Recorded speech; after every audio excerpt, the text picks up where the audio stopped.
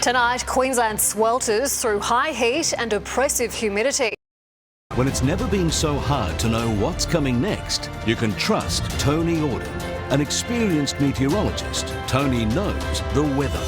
7 News, every night at 6.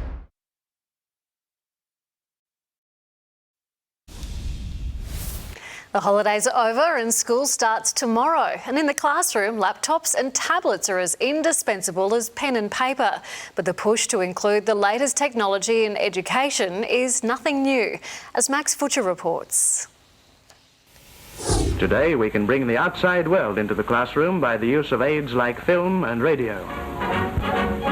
As early as the 1930s, teachers were integrating the latest tech into the classroom. But if you were punching a keyboard, it was to learn secretarial skills.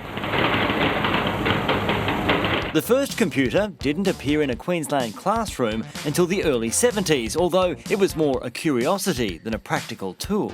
Overhead projectors had been around for decades, but the textbook and the blackboard would remain the principal modes of teaching. Open your books at page 9.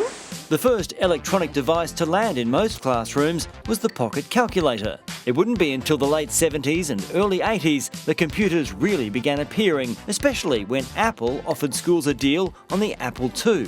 McGregor State School is one of the first of some 200 Queensland primary schools with a classroom computer. What do you think you'll learn from playing with a computer? How to use a computer in later life. Computers weren't cheap, so they were most likely to be found in the library. But it was the ability to connect to the World Wide Web in the mid-90s, in many cases combined with a new laptop computer, that would change education forever. We don't see modern technology as another subject to be taught to every student. It's another literacy. When Wi-Fi connected tablets like the iPad arrived in 2010, all the world's knowledge was literally at the students' fingertips. Today, educators are wrestling with another technological Big Bang moment, artificial intelligence and chatbots like ChatGPT.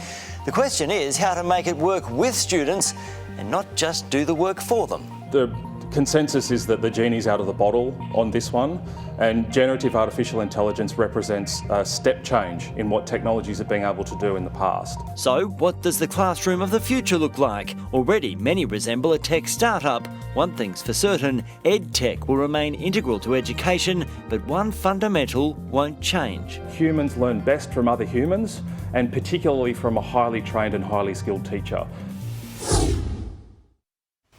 And it's going to be a hot one for the return to school. Let's go back to Laura at Springfield. Sam, we're finally in the home stretch.